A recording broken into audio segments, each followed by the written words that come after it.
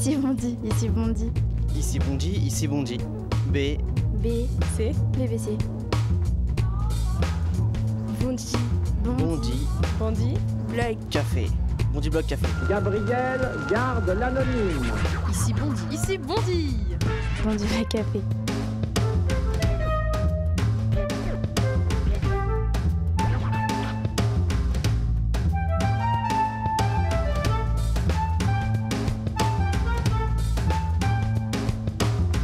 Bonsoir. Bonsoir Myriam El Khomri, merci beaucoup d'être venue. Merci à vous.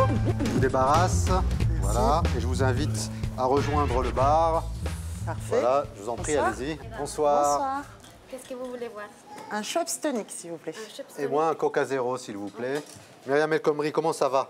Très bien. C'est la première fois Ravie que je d'être ici, à Bondy. à Bondy. Vous savez que ici, là, beaucoup de personnalités politiques sont venues avant vous. Écoutez, je vais apporter ma petite pierre. C'est presque un endroit C'est de un passage endroit. obligatoire pour la classe politique française. Parfait. C'est bien. Voilà. Comment C'est bien ça va qu'il en soit ce moment? à Bondy. Beaucoup de travail. Oui. Beaucoup de travail, beaucoup d'énergie, mais aussi beaucoup d'ambition. Donc, pour les quartiers populaires, pour ses habitants. Voilà. Est-ce que votre vie a changé depuis le 7 janvier? Est-ce qu'elle a changé? Oui. C'était des événements dramatiques, donc forcément, ça n'a pas la même... on réfléchit beaucoup, on a vu des fractures béantes dans notre société. Alors on a le sentiment que médiatiquement, forcément, on parle plus des quartiers populaires. Vous apparaissez plus aussi. J'apparais plus, en effet, mais je n'ai pas changé ni le rythme de mes visites, ni ma volonté de faire bouger les choses. Est-ce que les autres ministres ont changé leur regard sur vous depuis le 7 janvier? La politique de la ville est par essence interministérielle, donc en effet, il y a une vraie mobilisation de l'ensemble des membres du gouvernement. C'est bien, C'est très bien. mais peut-être que le contexte est un peu dramatique. C'est dramatique et en même temps, il y a eu un élan de fraternité. Et je ne pense pas que la question de la résolution des problèmes des quartiers ne soit qu'une question qui soit posée aux politiques. Je pense qu'elle est posée aussi à la société française en entier. Ça va accélérer vos dossiers, la politique de la ville? Ça va les rendre un peu plus complexes ou finalement ça va peut-être faciliter à la fois l'écoute et puis peut-être après les propositions de solutions? Il y a un comité interministériel de mi-mars de lutte contre les inégalités sous l'égide du Premier ministre, avec une mobilisation de tous les ministres. L'objectif, c'est qu'on arrive non pas à un nouveau plan banlieue, c'est pas du tout le but, c'est qu'on pose les bonnes questions, celles qui posent des difficultés, comme par exemple casser les ghettos, comment on évite la concentration des personnes les plus pauvres toujours au même endroit.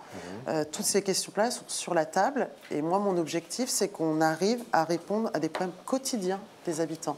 Donc je ne veux pas un nouveau plan avec plein de mesures, c'est vraiment qu'on aille chercher ce qui n'a pas fonctionné, ce qui ne fonctionne pas. On abordera la question donc, des ghettos, tout ça, avec les jeunes tout à l'heure, mais au fond, est-ce qu'il y a une politique de la ville de gauche comme il y aurait une politique de la ville de droite?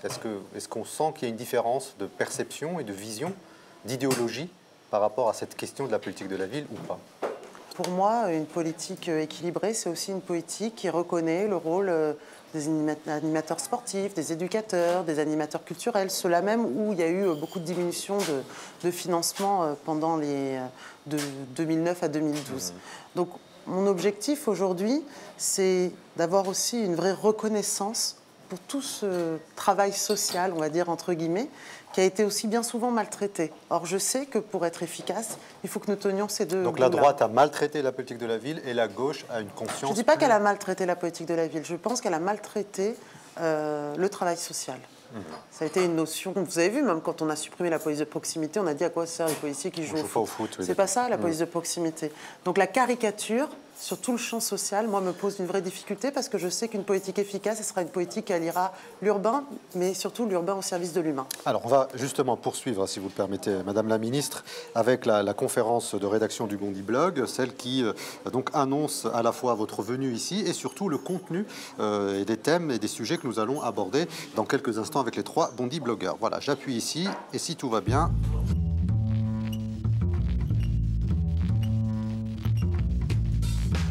Alors, nous recevons Myriam El Khomri, qui est chargée de la politique de la ville. Elle est secrétaire d'État. Elle a un profil très intéressant et qui est très recherché en politique parce qu'il est rare. C'est à la fois, on pourrait dire qu'elle a presque coché toutes les cases. C'est à la fois une femme jeune, les filles d'une Française et d'un Marocain. Et donc elle est arrivée en France à l'âge de 9 ans. Et c'est en faisant des études de droit à Paris qu'elle a eu besoin d'un stage. Et elle a écrit je crois, à 3 personnalités politiques, dont Claude Barthelone, qui était à l'époque ministre de la Ville, et qui l'a pris en stage. Et là, c'est parti de là. Elle a assez rapidement, une fois que son stage s'est terminé au ministère de la Ville, elle est allée à la mairie du 18e. En 2008, elle est élue aux élections municipales à Paris, et tout de suite elle est, si je peux dire, bombardée. Enfin, elle se retrouve maire adjointe de Delanoë. Au Parti socialiste, elle progresse très vite aussi, au bureau national, au secrétariat national, et puis voilà, au mois d'août dernier, il y a le remaniement, et elle se retrouve donc secrétaire d'État à la ville à peine de 36 ans, 35 ans, je crois. On l'a peu entendu depuis son intronisation, parce que François Hollande et Manuel Valls voulaient peu porter ces questions, qui étaient jusque-là assez impopulaires dans l'électorat. Là, depuis ce qui s'est passé en janvier, c'est un vrai sujet et c'est incontournable. Et on voit bien que Valls, pour la première fois, porte cette question-là publiquement. Moi, j'estime qu'elle a une légitimité dans son parcours. C'est parce qu'elle rentre en stage directement par la politique de la ville. Donc, elle a eu le temps d'analyser ce qui n'allait pas et de bosser dessus. Et je pense que c'est un peu trop tôt pour tirer dessus. Surtout que les grands enjeux de la politique de la ville vont se dérouler au mois de mars. Le fond du problème est toujours là. La population est toujours la même. Alors, on parle de violence, on parle de choses comme ça, mais pourquoi? Peut-être que tout simplement parce qu'on traite toujours le problème de façon superficielle. En réalité, la banlieue, en termes d'objets politiques, elle n'existe pas. François Hollande, il a personne qui lui murmure à l'oreille le matin « Tiens, va t'occuper des quartiers ». On parlait de mixité, il y a certains quartiers quand même, comme à Aubervilliers, où il y a 80% de chômage dans des grands ensembles. Et c'est vrai que quand on va sur le terrain, souvent le plan Lanrus est vécu comme une grosse déception par les élus locaux, par les acteurs sociaux, puisque comme on dit, ça a changé la façade, mais les problèmes y restent, les problèmes d'éducation, les problèmes d'emploi, c'est toujours les mêmes. J'ai l'impression qu'il y a un problème aussi de relais entre les différentes instances, parce que la ville, c'est quelque chose qui se gère beaucoup au niveau régional, local, et quand ça manque d'impulsion sur ces niveaux-là, il n'y a rien qui se met en place. Et je pense que justement être secrétaire d'État à la ville, c'est un poste très compliqué parce qu'il faut, entre guillemets, perpétuellement motiver les troupes, quoi. Le ministère de la ville, ou ce qu'il en reste, n'a pas une action très efficace, mais pour autant son existence même, pour moi, elle est légitime. Dans un hôpital, il y a plein de services selon la maladie, selon les pathologies, mais il y a un service qui s'appelle les urgences et qui traite ce qui est le plus urgent. Pour moi, la banlieue, c'est un tel problème aujourd'hui, et les quartiers, il y a tellement de problèmes qui ont été accumulés depuis 30 ans, qu'un service d'urgence, en fait, puisque c'est ça, le ministère de la Ville, c'est traiter cette urgence-là, transversale à tous les ministères, je trouve que ça se mérite et c'est légitime pour moi. Voilà, Myriam El Khomri, est-ce que dans ce gouvernement, vous êtes l'urgentiste? Est-ce que vous êtes la responsable finalement des urgences du gouvernement Valls? Oui, on peut le voir comme ça. Je ne suis pas seule. J'ai un ministre de tutelle, Patrick Kanner, ministre de la Ville, de la Jeunesse et des Sports. Mais en effet, on est un petit peu le poil à gratter par rapport au quartier populaire. Est-ce que vous avez les médicaments? Est-ce que vous avez suffisamment de moyens, du personnel pour accueillir toutes ces pathologies? C'est ça la question. La question, c'est est-ce que c'est le ministère de la Ville qui doit avoir les moyens? Pour moi, la politique de la Ville, il faut se souvenir de l'histoire, ça devait être une politique transitoire. L'objectif, c'est que c'est des moyens supplémentaires si déjà il y a le droit commun. Donc la question qui nous est posée, c'est est-ce que l'ensemble des ministères mettent le paquet sur ces quartiers-là? Est-ce qu'ils vous écoutent, par exemple? Vous les appelez? Comment ça se passe? La politique de la ville, ça se construit avec les élus sur les territoires et avec l'ensemble des services publics. Donc c'est vrai que c'est un ministère, quelque part, qui a une action locale, qui a besoin d'un État local, de représentants de l'État local, de façon assez forte aussi. Alors justement, on va aborder tout ça, et surtout l'économie, le chômage, le désenclavement, les transports, l'école. Toutes ces questions ont été triturées depuis quelques jours par les 3 Bondy blogueurs que je vous présente dans quelques instants. Juste, vous terminez votre Schweppes, je termine mon Coca et on les rejoint. Myriam El Khomri, secrétaire d'État chargée de la politique de la ville, est notre invitée. Merci beaucoup, Madame la secrétaire d'État ou Madame la ministre. On peut dire les deux, ça ne change rien. Merci en tout cas d'être venue au Bondy Blog Café. Je vous présente rapidement les 3 Bondy blogueurs qui ont préparé cette émission depuis quelques jours. D'abord, Özlem Ünal, qui est là pour la première fois. C'est son premier plateau. Voilà.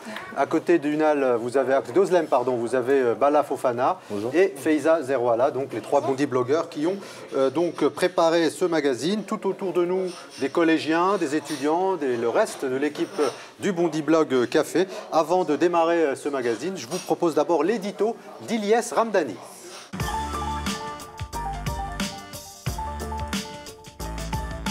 C'est là que j'ai grandi, à Aubervilliers. Tout le monde l'appelle la Mala, mais en vérité, le quartier, il s'appelle la Maladrerie. Comme tous les quartiers que vous appelez sensibles, du 9-3 et d'ailleurs, la Maladrerie a plein de maladies. Le chômage, le mal-logement, la violence, l'école qui ne marche pas toujours bien. Madame El Khomri, je ne sais pas si c'est vraiment une chance, mais vous avez choisi La Mala parmi les 200 autres quartiers d'intérêt national de votre nouveau plan banlieue. On nous a dit que le quartier allait être rénové. On nous a dit que des milliards d'euros allaient être injectés. Le problème, c'est que c'est pas la première fois qu'on entend ça ici.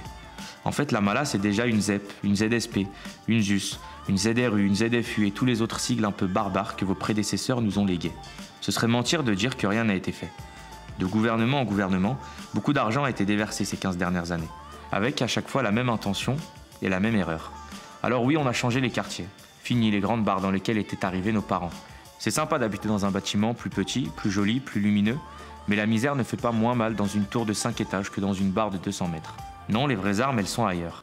La priorité, elle n'est pas dans la pierre, elle est dans l'humain. Elle est dans cette école et ses professeurs jeunes, inexpérimentés, souvent venus de la province et pressés d'y retourner. Elle est dans ces entreprises qui refusent de s'installer ici, qui refusent d'embaucher ceux qui ont le malheur de s'appeler Bakary, de venir d'Aubervilliers. Elle est dans ces transports qui font des quartiers une enclave, moins bien desservis, moins bien connectés. Elle est dans ce tissu associatif dense, dans ces acteurs de terrain brillants, éducateurs, animateurs, grands frères, si mal utilisés, alors que ce sont eux qui connaissent le mieux les jeunes. Elle est dans ces erreurs accumulées depuis 40 ans, de plan Marshall en plan Espoir banlieue, que l'État a mis tant de temps à reconnaître. Pendant des années, on a fait les quartiers en plaçant la tour des Marocains, la tour des Maliens, celle des Antillais. Ce n'était pas un hasard, c'était une politique organisée de ghettoisation. Ces mots, ce ne sont pas les miens. Ce sont ceux de François Pupponi, maire de Sarcelles et président de l'ANRU. Cette politique de ghettoisation dont il parle, elle a 50 ans. L'échec des politiques de l'État, il a 40 ans. La mort de Ziad Ebouna, les révoltes urbaines, elles ont 10 ans. Et aujourd'hui, toutes ces erreurs du passé se payent au prix fort, en termes de misère sociale, économique, culturelle. Alors oui, La Mala a plein de problèmes, comme tous les quartiers d'ici. Mais elle a aussi un potentiel incroyable. Pour le faire briller, il vous faudra de l'argent, du courage et des idées. Si vous avez besoin de venir puiser un peu de force et d'énergie, venez faire un tour à La Mala. Ici, les gens n'en manquent pas. Voilà, c'était l'édito d'Ilyes Ramdani qui parle de milliards. On peut tout au plus parler de millions. Faiza. Donc, est-ce que finalement le constat le plus triste depuis les événements de janvier, c'est pas le fait que les problématiques liées à la ville n'intéressent qu'après des tragédies? Et est-ce que vous vous sentez plus utile depuis le 7 janvier?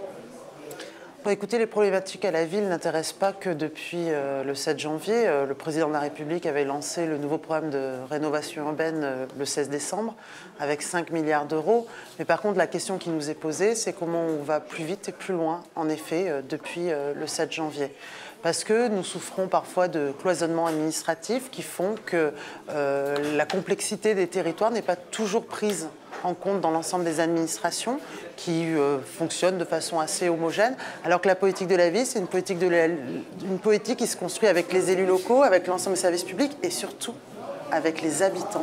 Et je crois que le nouveau cadre qui a été posé par la loi de François Lamy de 2014, qui est la création de conseils citoyens, c'est un vrai défi à toutes les institutions. Et je pense que l'esprit du 11 janvier, c'est de faire avec les habitants encore plus aujourd'hui qu'avant. Vous avez été au Navigateur dans la commune d'Orly. Oui. Figurez-vous que les bars que vous avez vus, qu'on a laissé pourrir avec beaucoup d'humidité, moi j'y vivais. On mettait des seaux en dessous des fenêtres et des serviettes pour essayer de cacher la misère. Et au moment de reloger les gens, il y a une grande difficulté qui s'est posée justement. C'est que les gens se sont sentis dépossédés et ils n'ont eu aucun moyen d'accompagner ou même d'être acteurs du projet. Par quelles mesures concrètes vous allez essayer de leur proposer autre chose? C'est une vraie question que vous touchez. En effet, la rénovation urbaine, et on ne peut pas dire que c'est des milliards qui ont été... Parce qu'on entend cette petite musique qui disent les gens qui n'habitent pas ces quartiers ont le sentiment qu'on met tout l'argent dans ces quartiers et ceux qui y vivent ont le sentiment d'être abandonnés. Ça, c'est toujours le double malentendu sur la politique de la ville. La rénovation urbaine, on ne peut pas dire que les milliards qui ont été mis pour rénover, ça a redonné de la dignité, ça a permis de lutter contre l'insalubrité. Ah non, c'est quelque chose de positif. Je suis tout à fait d'accord. Néanmoins, le constat qu'on peut poser aujourd'hui, c'est est-ce que la rénovation urbaine a vraiment permis l'objectif de mixité sociale? Non. Est-ce qu'elle a été faite, cette rénovation urbaine, avec les habitants? Non. Donc, en effet, ce que François Lamy dans la loi... Pourquoi? Parce que c'est quand même des gens qui habitent dans ces endroits-là. C'est que moi, j'ai des témoignages de ces gens-là. Ils me disent, j'étais dans cet immeuble avant Madame le maire, Madame Janaudet, qui vous a fait visiter les lieux. Et je me suis senti dépossédé. Il n'y avait pas de SAV. J'avais un F4, on me donne un F3 et j'ai aucun endroit pour me plaindre. Et ceux qui étaient les plus structurés et qui s'exprimaient le mieux réussissaient à s'en sortir en disant bah, je reste dans mon logement, je ne bougerai pas. Mais qu'est-ce que vous avez à dire aux faibles qui, justement, sont partis pour plus de confort et vivent dans une situation insupportable? Moi, je ne vais pas dire pourquoi à tel ou tel endroit ça n'a pas été fait. Ce que je vais vous dire, c'est qu'aujourd'hui, maintenant, on a inscrit dans la loi l'obligation, dans le cadre de tout projet de rénovation urbaine, d'une participation citoyenne, avec la maison du projet. Alors on peut dire, ça peut être joli, c'est une maison, ça ne servira à rien. Non, la maison du projet, aujourd'hui, l'objectif qu'on se donne, c'est d'aller chercher les personnes qui ne sont pas forcément légitimes de prendre la parole. Et comment vous allez les chercher?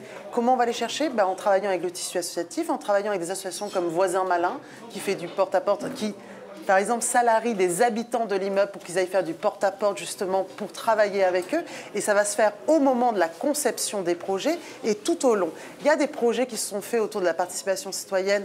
Moi, je suis élue du 18e arrondissement, Porte-Montmartre. Il y a une association qui s'appelle la Sierra Prod, qui a suivi, qui a fait 5 films, qui s'appelle Le Temps du chantier, et qui a travaillé, justement, à ça. Mais pour ce faire, ça ne se décrète pas, la participation citoyenne. Donc, en effet, il y a cette volonté aujourd'hui qui est affichée, qui est dans la loi. Maintenant, c'est à moi, avec François Pupponi et les autres, de faire vivre, de faire vraiment... Mais ça a été un souci majeur, j'en suis tout à fait consciente. Alors, Madame El Khomri, en fait, justement, Ilyes parlait de l'ANRU dans son édito. Bala a également rebondi dessus. Donc nous, on connaît l'ANRU, on connaît les ZSP, on connaît les ZFU, on connaît le dispositif Éclair. Donc c'est un peu farfelu tout ça. Puis là, François Hollande annonce la création de l'Agence nationale pour le développement économique sur les territoires. Donc avouez que c'est un peu du chinois, on est un peu perdu. Est-ce que vous pouvez nous éclairer en fait?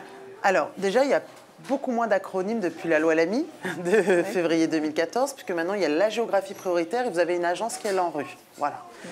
De ce point de vue, bon, c'est vrai que les ZFU ont été refondus, ça s'appelle des territoires entrepreneurs. Mais tout le reste, les US, les CUCS, etc., vous oubliez, maintenant ça n'existe pas. On a une géographie prioritaire, c'est 1500 quartiers en France qui ont été basés avec un critère unique, qui est le revenu. C'était 2500, c'est ça? On est passé à 1500? De 2500, on est passé à 1500 Les critères en effet. ont évolué. 1300 en France métropolitaine et 200 en Outre-mer. La problématique du développement économique est un vrai sujet. Aujourd'hui, quand on parle d'attractivité de certains quartiers, il y a bien sûr la question de l'emploi, tout ce qui a été dit dans le reportage est tout à fait juste, mais il y a aussi le fait que dans ces quartiers, il y a 2 fois plus de création d'entreprises, mais elles sont plus fragiles. Tout à l'heure, vous parliez de vous appuyer sur les associations. Comment est-ce que vous espérez réussir à vous reposer sur les associations, sachant que vous avez baissé de 11 milliards d'euros les crédits des collectivités locales? L'objectif, c'est de permettre la création d'entreprises, de permettre la montée en puissance et d'avoir toutes les aides qu'il y a aujourd'hui de l'État beaucoup plus rassemblées et concentrées sur les quartiers de la politique de la ville. Il y a en effet des économies à faire et donc on demande aux collectivités de faire, elles participent à 20% des dépenses publiques nationales, donc de faire ces économies-là. On a eu le souci des communes les plus pauvres, notamment les 250 communes qui sont éligibles à la dotation de solidarité urbaine. Pour celle-ci, on a un record historique d'augmentation de la péréquation de cette dotation de 180 millions d'euros cette année qui va compenser justement la baisse de la DGS, voire aller un petit peu au-dessus. Pour ma part, mon budget de la politique de la ville, mes crédits d'intervention en direction des associations, s'est pérennisé pendant 3 ans. Voilà. À l'issue du conseil interministériel de début mars, on verra s'il y aura une augmentation. Donc vous pensez que vous allez pouvoir peut-être être plutôt soutenu dans une espèce de progression de ce budget-là. Et justement, vous parliez des péréquations financières entre les villes plus riches et plus pauvres. Est-ce que le problème de la politique de la ville, c'est pas l'échec de l'équité, en fait? Entre quand on voit que les maires ne respectent toujours pas la loi SRU, et vous allez me dire qu'il y a la loi Lamy qui va aider pour, mais moi je vais vous proposer un panel de dispositifs un peu plus offensifs. Est-ce qu'on peut imaginer une attaque en justice qui va clairement viser le maire et une amende qui devra payer de sa propre poche et non pas des fonds de la commune, ou même une campagne médiatique qui épinglerait des maires hors la loi, en fait? Pour moi, déjà, il faut appliquer la loi.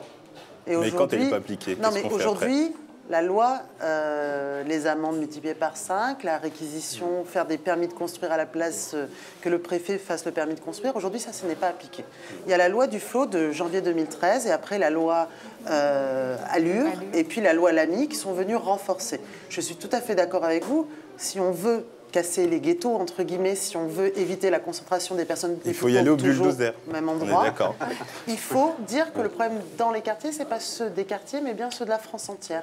Et donc, puisqu'il y a eu cet élan de fraternité, c'est aussi rappeler aux uns et aux autres que l'entre-soi, payer l'entre-soi, aujourd'hui n'est plus d'actualité. Mais qu'est-ce qu'on fait avec ces 350 donc, ça veut élus dire, qui contournent cette loi? Ça veut dire que... On les connaît. Moi, je suis pour la graduation des sanctions déjà. Donc, la loi, il y a des outils... Est-ce qu'on n'a pas trop attendu déjà? Non, mais aujourd'hui, on n'a pas appliqué les amendes multipliées par 5. Aujourd'hui, on n'a pas pris des permis de construire à la place. Les préfets n'ont pas pris les permis de construire. Et on attend quoi pour les appliquer, toutes ces sanctions qui existent? C'est tout le travail du Conseil interministériel de début mars. Je ne vais pas le faire ici, même si je sais que vous avez tout à fait les compétences pour dire ce qui se passe dans les quartiers, et vous avez cette légitimité-là. Néanmoins, aujourd'hui, faire... En gros, c'est un médecin qui a 2 bons médicaments. Je vais vous donner un exemple. Le droit au logement pour tous, c'est un très bon médicament. Et l'autre bon médicament, c'est la mixité sociale. Sauf qu'un médecin ne peut pas donner ces 2 médicaments en même temps parce qu'il y a des interactions. Donc aujourd'hui, il faut que nous arrivions à trouver les outils qui vont nous permettre qu'il n'y ait pas de contradiction et de soulager les quartiers, mais qu'il n'y ait pas des gens qui ne trouvent pas de logement. Alors, il y a un facteur important, c'est la sémantique quand on parle de la politique de la ville. D'ailleurs, on parle même de technostructure à tel point que si on n'est pas bac plus 6 ou bac plus 7, on ne comprend pas trop ce qui se passe. Et puis maintenant, il y a un autre mot, c'est l'apartheid, c'est le ghetto. Tout ça est sorti il y a quelques jours, dans la bouche d'ailleurs même du Premier ministre. Je vous demande de regarder très vite cette petite pastille, la réaction des jeunes du Bondi Blog, et puis après, on va voir ce qu'on met derrière finalement ces mots en termes d'action. Moi, ce qui m'a choqué en réalité, c'est que ça ait choqué. J'étais plutôt content de voir que pour une fois, Manuel Valls employait les mots, et je pense que c'est un des gros problèmes entre la politique et la banlieue, c'est qu'entre la réalité qu'on vit ici et les mots qu'on entend à la télé, et les mots qu'on entend dans la bouche des politiques, il y a une vraie distance, parce qu'on a l'impression que c'est quelque chose dont ils ont peur et qui manient avec précaution. Georges Pompidou, il disait « Faites attention, on peut arriver vers un système d'apartheid ». Aujourd'hui, il est mort, ça fait un bon petit moment. Donc je pense pas que ce soit une polémique et que le mot est trop brutal ou pas. C'est une réalité. Et on peut parler de beaucoup de barrières mentales, mais on n'a pas encore détruit notre mur de Berlin qui est le périphérique. Rien que d'un point de vue des transports, moi j'avais de la famille qui habitait au fin fond des Bosquets. Pour faire les Bosquets Saint-Lazare, j'ai mis 1h15, 1h30. Donc même du point de vue des transports, on peut considérer qu'il y a des ghettos. Moi j'habite à Aubervilliers. J'ai grandi à Aubervilliers, à 2 stations de Paris, 300, enfin peut-être 500 mètres, à 5 minutes de Paris. Jusqu'à ce que j'arrive en prépa, après le bac. Pour moi, aller à Paris, c'était un truc que je prévoyais presque 2 semaines à l'avance. Je vais sur Paname, j'étais presque à dire je monte sur Paris, tu vois. Et c'est quelque chose d'extraordinaire parce qu'on était à 5 minutes de Paris et il y avait une distance mentale, une barrière mentale qui était presque infranchissable. Faiza. Est-ce que Manuel Valls a eu raison d'employer le terme de ghetto? Et vous êtes connu et réputé pour être une spécialiste des questions de sécurité. Est-ce que vous êtes sur la même ligne que Manuel Valls, qui lui aussi a cette réputation? Et est-ce que la gauche assume enfin de faire du sécuritaire? S'occuper des problèmes de sécurité, c'est pas faire du sécuritaire pour moi. En effet, j'ai été élue sur les questions de sécurité et je pense qu'après le problème du chômage, la sécurité est un problème, notamment dans les quartiers de la politique de la ville. Donc je n'ai aucun problème, aucun tabou à parler des questions de sécurité dans les quartiers de la politique de la ville. Et c'est ça qui va permettre de réduire ces ghettos, de casser ces ghettos? Non, mais alors pas du tout. Aujourd'hui, notre objectif, c'est de travailler justement sur la loi SRU et comment on évite la concentration des personnes les plus pauvres toujours au même endroit. Ça, c'est le premier objectif. Deuxième objectif, c'est le retour des services publics. Et puis après, c'est comment on soutient le tissu associatif, comment on arrive sur les questions de formation, sur les questions d'éducation, d'apprentissage du français, comment on arrive à avoir des choses assez cohérentes et permettre cette continuité éducative. Mais le mot a été bien choisi pour vous? Est-ce que ça vous a choqué? Est-ce que ça vous a choqué? Ça ne m'a pas du tout choqué. Et pour moi, pour avoir échangé avec beaucoup d'habitants des quartiers... une responsabilité d'État. C'est pas... Bien sûr, on peut disserter avec beaucoup d'intellectuels. Bien sûr, ce n'est pas le même système qu'en Afrique du Sud. On est tout à fait d'accord. Néanmoins, aujourd'hui, il y a en effet des communes avec 80% de logements sociaux et d'autres avec 5%. Voilà.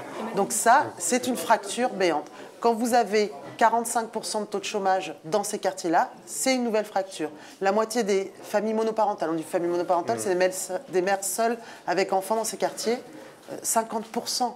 Et en Ile-de-France, 2 tiers des personnes sont des Français d'origine immigrée ou des immigrés. Je suis désolée, c'est bien qu'il y a une fracture territoriale qui se pose. Donc pour moi, ça a le mérite de frapper les esprits, de dire les choses et de se poser des questions derrière qui ne soient pas artificielles, mais bien structurelles à ces quartiers. Et Madame El Khomri, vous avez dit « Je connais le mécanisme de la misère de tous les fracassés de la vie ». On connaît la tragédie grecque. En Grèce, un jeune sur deux est au chômage. Mais ce qu'on connaît moins, c'est la tragédie française, notamment dans les quartiers populaires, où on a 40% de chômage. Donc en fait, le problème, c'est ça, c'est le chômage. Oui. Le premier problème est le problème du chômage. Qu'est-ce que vous proposez pour lutter contre ça? Il faut à un moment regarder le marché de l'emploi. Aujourd'hui, vous avez un marché de l'emploi, par exemple, sur les métiers du numérique. Je pense que ce secteur-là est à la fois une chance pour les jeunes des quartiers populaires et en même temps les jeunes des quartiers populaires, par leur créativité, leur combativité, est aussi une chance pour le numérique. Ouais. Donc actuellement... Mais dans le numérique, il y a une autre difficulté et c'est un phénomène dont on ne parle plus. On a beaucoup parlé de la fracture, mais maintenant il y a l'expulsion numérique. C'est que les jeunes, pour beaucoup, savent utiliser que les réseaux sociaux, n'ont pas d'adresse mail et ne sont pas aptes pour le marché de l'emploi. Oui, mais moi, ce dont je vous parle, c'est un marché de l'emploi. C'est-à-dire comment on arrive à leur donner des formations sur un marché de l'emploi où ça recrute. Et comment on les y emmène. Et justement, vous parliez beaucoup de statistiques. Vous seriez pour ou contre la statistique ethnique? Pour justement être plus précis dans... Le critère ethnique pour l'attribution des logements, moi, me pose une vraie difficulté. Aujourd'hui, c'est des critères sociaux, des critères de revenus. Mais même plus largement, en fait. Par exemple, pour les récépissés, si on mettait les statistiques ethniques, est-ce qu'on ne pourrait pas, justement, appuyer et mettre le doigt sur ce qui fait mal? Et ce que tout le monde sait déjà, c'est qu'il y a une partie qui est fortement discriminée. Tout ceci, pour moi, doit faire l'objet de recherches, de chercheurs qui doivent nous aider. Myriam El Khomri, ça existe, ça fait oui, une bien quinzaine sûr. d'années que des gens travaillent. C'est évident. Le concours faciès, il est évident, il n'y a pas besoin de chercheurs. C'est pas ça que je veux dire. Je veux dire, les statistiques ethniques dans le domaine de la recherche, je pense, à titre personnel, je le redis bien, à titre personnel, qu'il faut casser quelques verrous, en effet, pour mieux mesurer les discriminations et mieux aiguiller les politiques publiques. Après, s'il s'agit d'attribution de logements, me pose une vraie difficulté. Et la discrimination positive, est-ce que ce ne serait pas une solution? Est-ce qu'il ne faut pas y aller au forceps? Vu qu'on a tout tenté, on est toujours dans le constat, est-ce que ce n'est pas l'étape suivante? Écoutez, pour l'instant, je ne suis pas convaincue. Je suis... voilà, si on est... Mais est-ce qu'on peut accélérer finalement la prise de décision parce qu'on est dans une situation aussi compliquée depuis le 7 janvier? Oui, on a cassé un peu les codes, les grilles. Est-ce que c'est peut-être pas le moment pour la société française de tenter des choses sur lesquelles elle tourne elle tourne en rond depuis quelques années, plutôt par hypocrisie, peut-être par manque d'audace, et que finalement, si nous devions rendre un hommage aux disparus du 7 janvier, c'est peut-être d'inscrire cette société, peut-être de la moderniser davantage et de prendre un certain nombre de risques qu'on n'osait pas prendre avant. Moi, je suis d'accord sur le fait de la moderniser. Je suis aussi tout à fait d'accord pour aller chercher des formes innovantes. Et l'innovation dans ces quartiers, vous le savez tous, il y a plein de choses. Et donc, de ce point de vue-là, il faut donner cette capacité, une fois qu'on a modélisé quelque chose qui fonctionne, de le diffuser beaucoup plus largement. Après, je crois qu'il faut aussi qu'on se donne des objectifs beaucoup plus chiffrés. Moi, je viens de la Duchère à Lyon et on a détruit les bars et on a construit des très beaux bâtiments, des nouveaux logements. Mais ce qui est triste, et les habitants regardent ces nouveaux logements avec amertume, puisque peu d'entre eux ont été relogés dans ces nouveaux logements. En fait, on les a envoyés à Vaux-en-Velin, à Villeurbanne, dans d'autres cités, beaucoup plus loin.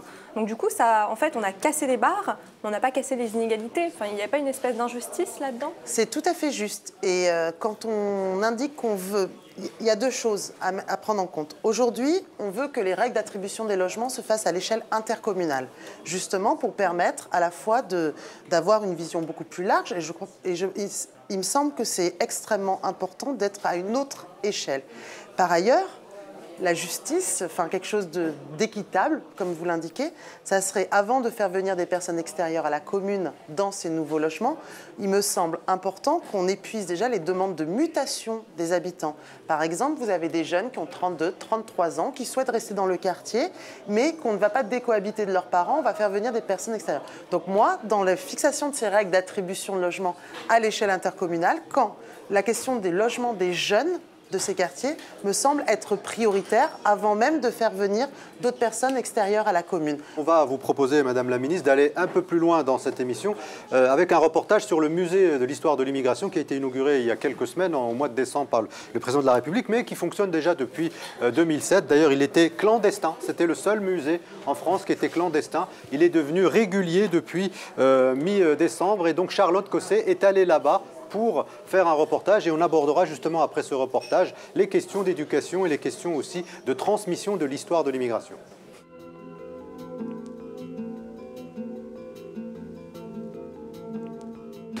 Aujourd'hui, un Français sur 4 a au moins un grand-parent étranger. Évoquer donc l'histoire de l'immigration, c'est convoquer l'histoire de France. C'est l'histoire, c'est notre histoire. Le musée de l'histoire de l'immigration est ouvert depuis 2007. Le président a décidé de lui donner enfin sa place dans le paysage culturel français en l'inaugurant officiellement en décembre dernier. Une façon de rappeler le rôle positif de l'immigration dans notre société. Le décret de création du musée, à l'origine, donne en quelque sorte 2 missions à ce musée. Une première mission qui est celle de constituer, valoriser, donner à voir un fonds d'archives, un fonds historique, un fonds d'art contemporain sur l'histoire de l'immigration, première mission, mais aussi une seconde mission qui est celle de changer les regards. C'est écrit mot pour mot dans le décret de création. Je suis moi-même immigré. Je suis arrivé en France à l'âge de 10 ans, j'ai été naturalisé français et aujourd'hui je suis député de la République française. Nous sommes des millions ainsi à avoir des parcours différents venant d'ailleurs et je trouve important, surtout dans un moment qui est compliqué, où la France se recherche, cherche sa place dans le monde, son identité à construire pour l'avenir et je crois qu'il faut construire notre histoire collective en ayant pleinement conscience des apports de l'immigration. Il y a de l'espoir dans le discours, mais moi j'attends de voir concrètement ce qu'ils vont faire sur les questions de représentativité, parce qu'il y a un vrai problème. Moi aujourd'hui, dans ce gouvernement par exemple, je ne vois pas qui me représente. Les ministères n'ont jamais été aussi énarques que ça. S'ils comprennent aujourd'hui que ce n'est pas l'énarchie qui va nous sortir de la merde dans laquelle on est, très bien, c'est un bon début. Pour répondre à toutes ces problématiques, François Hollande compte s'appuyer sur ce musée, témoin du passé, mais pas seulement. Il doit avoir un rôle actif dans la société d'aujourd'hui. Il faut continuer à faire l'histoire collective de notre pays qui passe par les questions d'immigration. Il faut apaiser et désidéologiser en quelque sorte les questions d'immigration. Et la France n'est jamais aussi forte que lorsqu'elle est tolérante, ouverte sur le monde. Et tout simplement, c'est la réalité de notre pays. Il suffit de se balader dans les rues.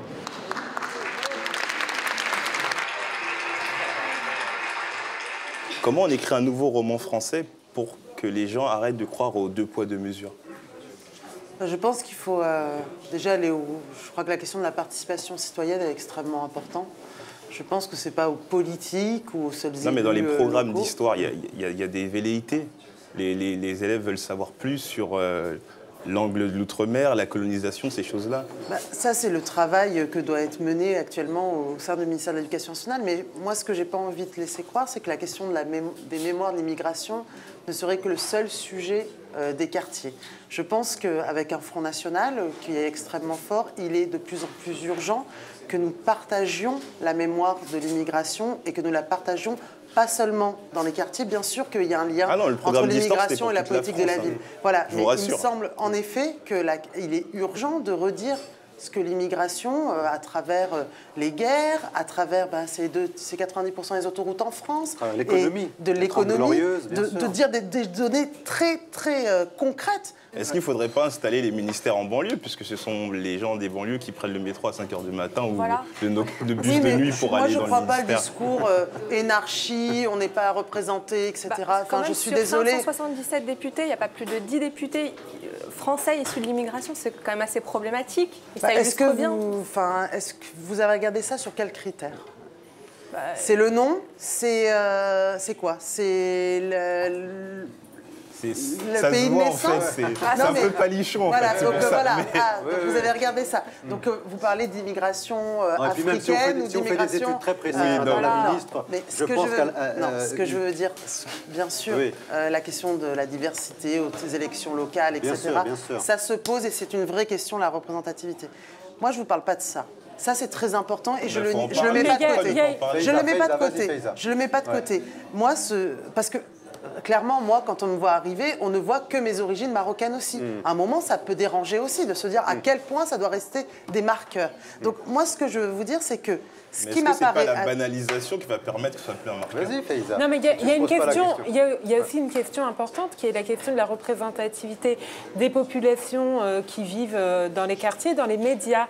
Est-ce qu'il y a eu une évolution, d'après vous, dans la représentation ces quartiers, est-ce que le service public joue aussi son rôle en embauchant non seulement des journalistes issus de ces quartiers, mais en donnant à voir une réalité un peu plus proche de justement la réalité? C'est ce sur quoi je voulais poursuivre. La question, par exemple, on le voit au niveau des municipalités. De plus en plus, aux dernières élections municipales, là, en 2014, on a vu une plus forte représentativité. Donc la question se pose aux politiques, je ne la mets pas du tout de côté. Néanmoins, la question aujourd'hui, elle est posée dans l'administration, elle est posée surtout au niveau des directeurs d'administration, au plus haut poste, qui est clairement posé, dans les entreprises publiques et dans les médias. Donc c'est une question qui est posée à la société entière. Est-ce que c'est pas mal parti depuis le début? Parce que quand on met 7 ans pour inaugurer... Parce qu'on a eu le débat sur l'identité nationale aussi. Quand on met 7 ans pour inaugurer un musée qui concerne les populations issues de l'immigration, ça signifie vraiment qu'on nous méprise. Oui. Mais est-ce que ce n'est pas l'expression d'un malaise, en fait, de la société française vis-à-vis de sa propre histoire, en réalité? Ah mais complètement, mais bien sûr. Mais comment on dissipe ce malaise? Parce que ces débats, on les a depuis la fin de la guerre d'Algérie. Vous aviez eu le débat à l'époque sur l'identité nationale qui a cristallisé énormément de choses. On a eu le rôle positif de la colonisation, on a eu plein de débats. Pour moi, c'est à l'équipe du musée et il y a tout un travail. Et il y a des associations comme l'ACHAC, Générique, qui font un travail formidable depuis très longtemps. Par exemple, les petits clips que nous avons eus sur le pouvoir des personnes immigrées au sein des armées, que nous pouvons l'avoir. Frères d'armes, voilà. Qui est quand même qui est un outil pour moi, s'il est développé, diffusé de façon plus large, un outil pédagogique extrêmement important et qui est aussi pour les enfants d'immigrés qui leur apprennent des choses qui sont aussi importantes. Donc aujourd'hui, c'est à l'équipe du musée de voir, mais il est évident qu'il faut diffuser ça largement et je le dis encore plus, mais pas que dans les quartiers de politique de la ville. Myriam El Khomri, juste une petite question. Vous naviguez malgré tout avec l'élite de ce pays, qu'elle soit médiatique, économique, politique. Est-ce que finalement le problème, ce n'est pas l'oligarchie, finalement, les élites françaises qui sont déconnectées de la réalité de ce pays, alors que les Français, tous les matins, prennent le bus, prennent le train, déposent leurs gamins dans les écoles, vont dans les entreprises et voient finalement la société telle qu'elle existe, telle qu'elle vit elle-même, alors que les élites, peut-être, regardent la société telle qu'ils l'imaginent. Est-ce que là, il n'y a pas un décalage en réalité entre les gens qui sont au pouvoir aujourd'hui et la réalité de la population française? Je ne suis pas sûre que ce soit que les politiques qui soient... Certains sont complètement coupés, en effet, mais d'autres ne le sont absolument pas. Vous avez beaucoup d'élus locaux qui vivent avec ça sans aucune difficulté. Mais vous-même, est-ce que vous êtes une élue de terrain? Est-ce que vous avez collé des affiches? Est-ce que vous avez tracté le dimanche matin sur les marchés? Et encore très récemment. Ça existe encore très récemment. Mais est-ce que vous considérez comme une élue, une ministre connectée à la réalité? Ah oui, tout à fait. Ah, mais comment vous faites? Pour être connectée à la réalité? Bah écoutez, j'emmène ma fille quand je peux au centre d'animation qui est Porte Montmartre, voilà, qui est dans la réalité. Voilà, j'essaie sur des moments particuliers à continuer à voir. J'ai pas des amis qui sont dans la politique déjà, donc voilà, c'est des amis connectés aussi à la réalité. Et puis les politiques ne sont pas déconnectés de la réalité. Enfin, je pense qu'il faut faire attention. Par exemple, je vais vous donner un exemple. On parlait des médias. C'est pas ce que disent les études. Hein, oui, mais je vais vous donner un exemple. Quand les médias me disent mais vous aussi, vous avez fait un couple mixte. On m'a posé cette question. Oui, vous avez fait un couple mixte. J'ai pas compris la question, moi. Moi, je la comprends pas non plus. Voilà. Mais c'est pour montrer que, finalement, en effet, la couleur de peau, le nom peuvent être des marqueurs extrêmement forts dans notre société. Alors, on va justement accueillir Nassira El Mouadem pour poursuivre ce magazine avec donc la séquence, l'addition donc de Nassira, où il sera question davantage donc d'économie, d'emploi et donc de lutte contre le chômage.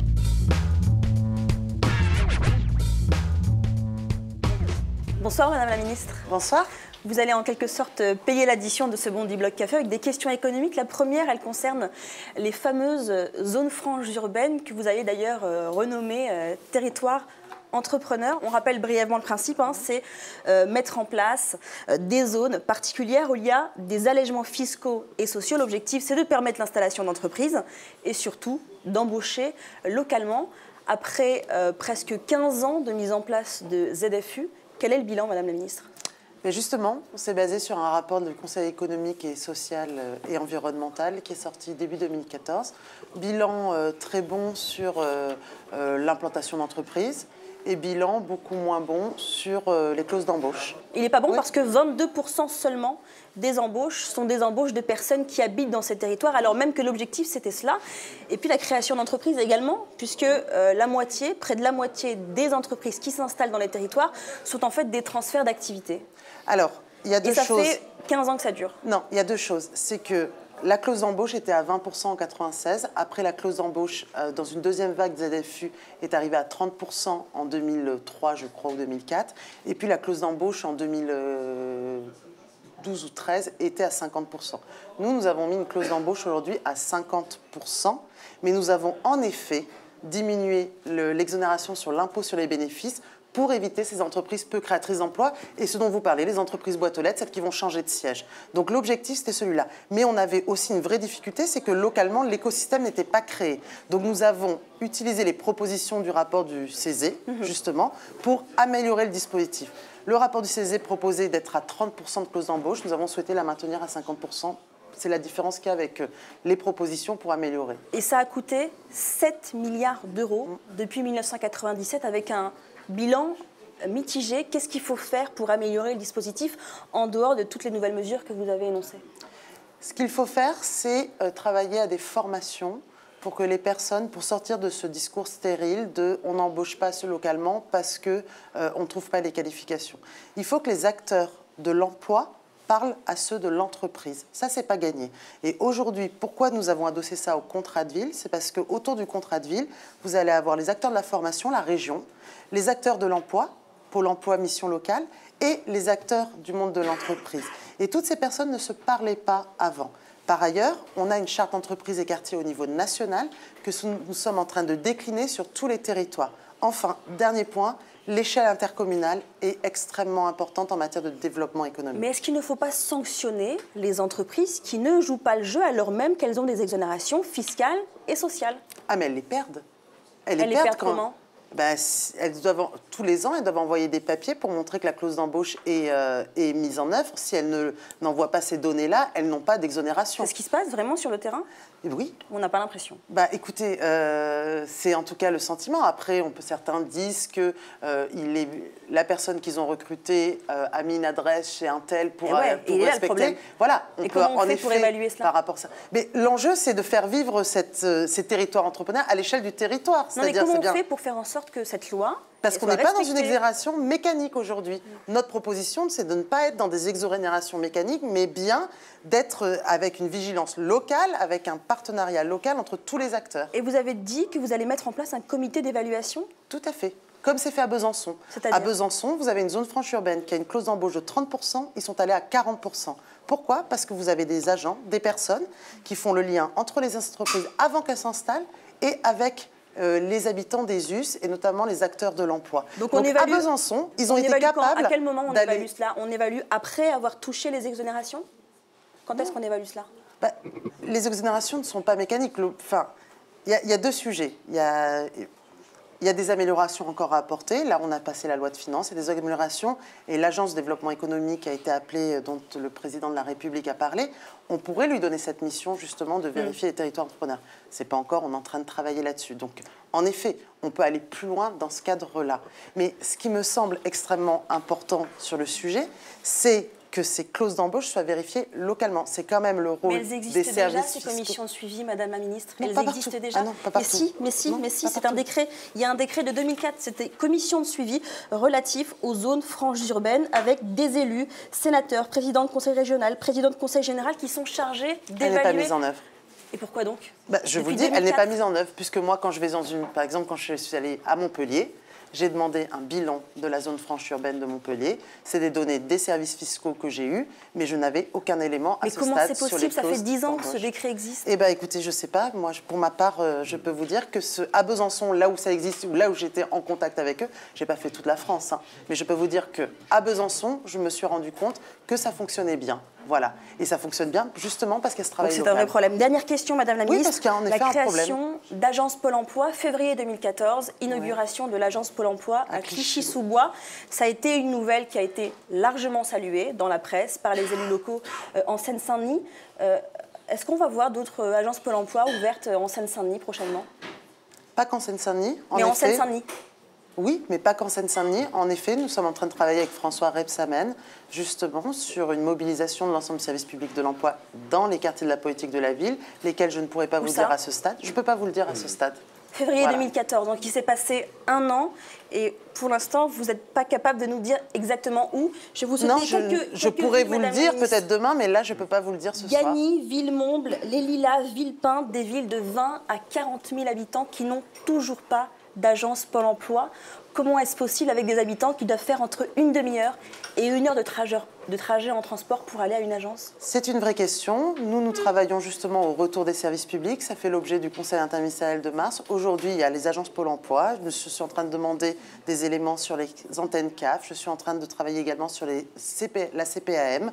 Donc, en effet, il y a un vrai travail actuellement et peut-être un moratoire, notamment par rapport à la fermeture de certains services publics dans certains quartiers. Alors même qu'il y a une convention passée entre votre propre ministère et le ministère du Travail depuis avril 2013. Et depuis ce jour-là, une seule agence ouverte en Seine-Saint-Denis. Oui, peut-être en termes d'équipement. Mais depuis 2012, il y a 2000 personnes qui ont été recrutées au service du Pôle emploi.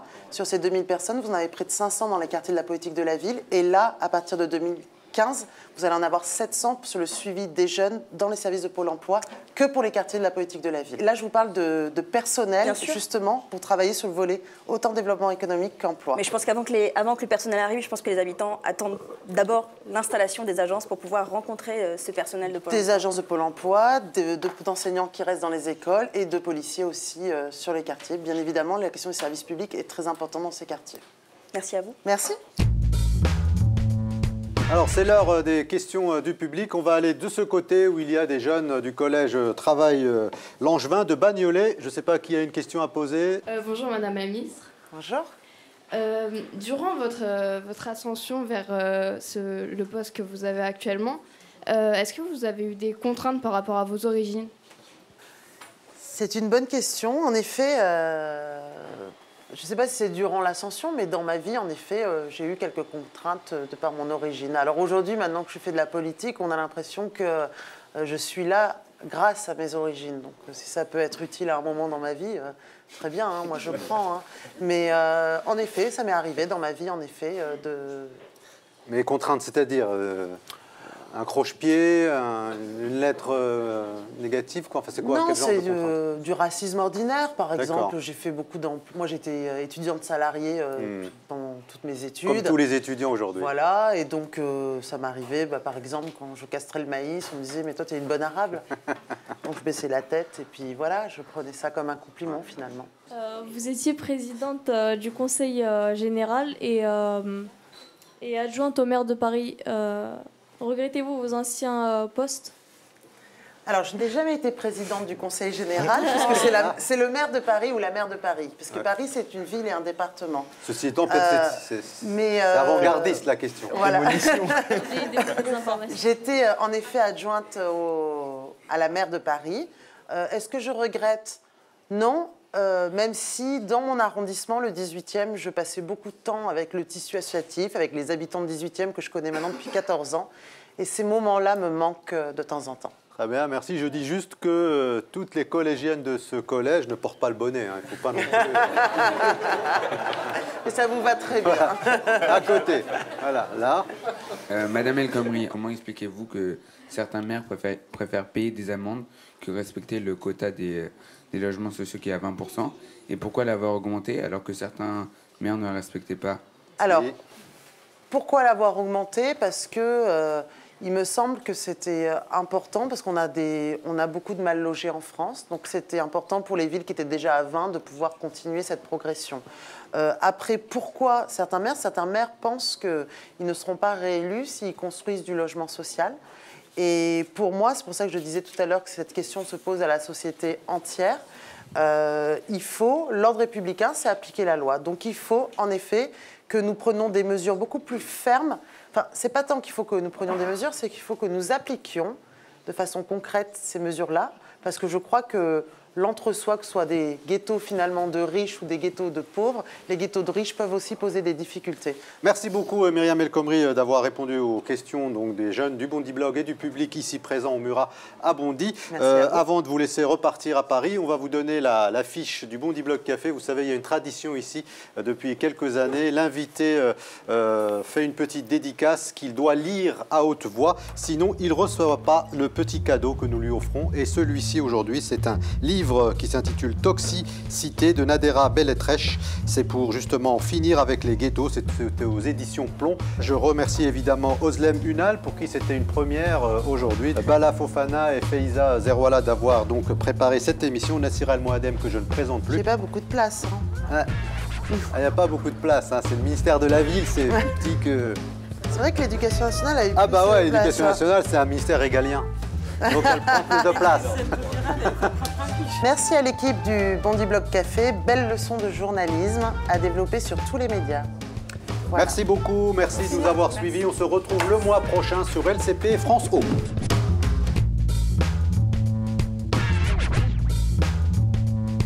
On la connaissait pas vraiment, Myriam El Khomri, voilà, c'est une personnalité politique, mais peu de Français la connaissent. Tout à l'heure, je discutais avec un monsieur du bar, il me disait mais c'est qui elle, je l'ai jamais vue. Et du coup, forcément, elle m'a mis à l'aise. On sent vraiment qu'elle est sincère. Le charme, je te le concède. Langue de bois, c'est pas tant le problème, mais c'est que elle est un peu au début, donc elle doit constamment la jouer collective et elle prendra jamais de prise de position. On lui donne la parole de temps en temps, mais bon, faut pas trop qu'il la ramène. Pour moi, c'est un peu ça le ministre de la Ville. Moi, je pense que non. Je pense que justement, c'est un ministère qui, dans les quartiers populaires, qu'on veuille ou non, même si on ne comprend pas toujours les acronymes, mettent en place des politiques qui ont le pouvoir de changer le destin de certains habitants, notamment en leur rendant une certaine fierté. Hein. Quand ils vivaient dans des HLM pendant 30-40 ans, vivre dans un bâtiment basse consommation écolo, on ne peut pas cracher dessus, quoi. Donc moi je pense que c'est un ministère utile. Pour moi, on se pose clairement pas les bonnes questions et déjà on ne part même pas sur le bon diagnostic. C'est qu'on n'a pas décidé de réinventer la société et ce soir les propositions qu'on a entendues ne vont rien réinventer.